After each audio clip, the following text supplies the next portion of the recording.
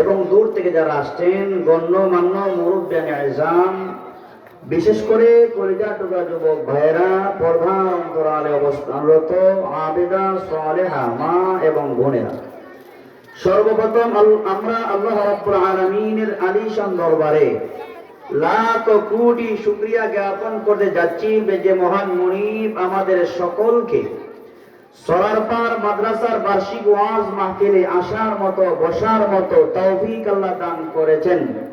এজন্য সবাই আওয়াজ করে বলেন, আমরা যারা আসতে পেরেছি সুযোগ করে দিয়েছেন কে? কথা বুঝেন নাই? আমরা যারা আসতে পেরেছি আমাদেরকে সাহায্য করেছেন কে?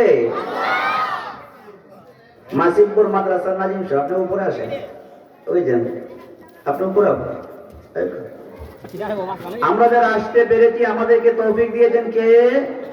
আল্লাহ পাক তৌফিক দিয়েছেন। এজন্য সকলে বলিষ্ঠ আওয়াজে শুকরিয়া জ্ঞাপন করি, মহব্বতে বলি আলহামদুলিল্লাহ। আর জোরে মহব্বতে বলি আলহামদুলিল্লাহ।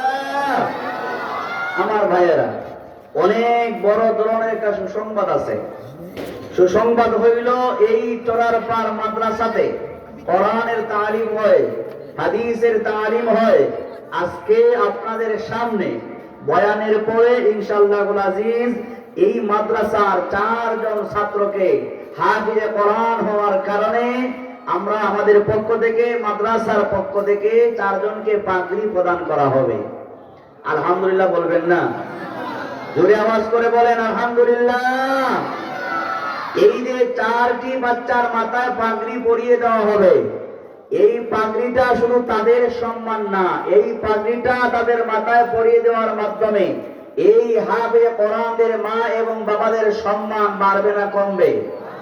এই হাফেজে কোরআনদের মাথায় পাগড়ি দেওয়ার কারণে মাদ্রাসা পরিচালনা কমিটির সম্মান বাড়বে না কমবে? এই বছর 4 জনকে দেওয়া হয়েছে, আমি বলবো আগামী বছর যেন কমপক্ষে 10 জনকে পাগড়ি দেওয়া হয়। এই সিস্টেমে যদি লেখাপড়া হয় কমপক্ষে 10 জনকে হাফেজে কোরআন বানানো যাবে। এখন যাবে কি যাবে না? এই 4 জনকে হাফেজ বানানো হয়েছে। এই হাফেজ ছাত্রদের কারণে যারা পড়িয়েছেন, পড়াইছেন, পড়ায়া হাফিজ বানাইছেন, উস্তাদ সাহেবদের মর্যাদা সম্মান দুনিয়া আখিরাতে আছে না নাই? জুড়ে বলেন আছে না নাই?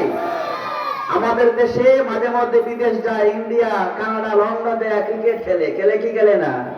2টার দেশে যখন বিজয়ী হয়ে আসে, আমাদের দেশ থেকে সরকারি ভাবে তাদেরকে লাল গালিচা শুভেচ্ছা দেওয়া হয়, হয় কি হয় না?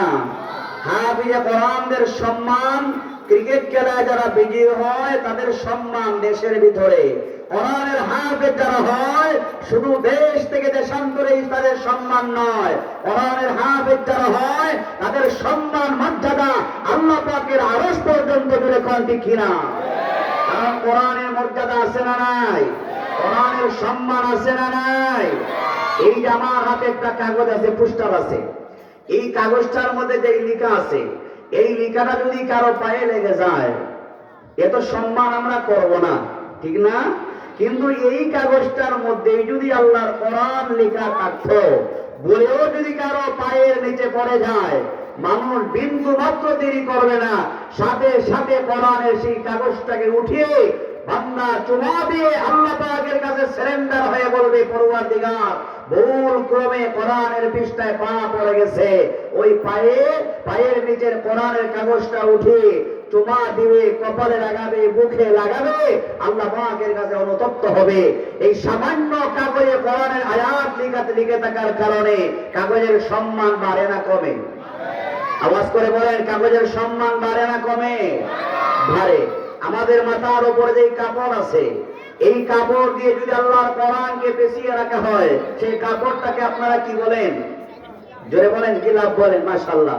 এই সামান্য কাপড় দিয়ে পেঁচিয়ে রাখার কারণে ওই গিলাফের কাপড়টা যদি কারো পায়ে লেগে যায়, বরং যদি সাথে সাথে চুম্বন করে কি করে না? চুমা দিয়ে সম্মান জানায়।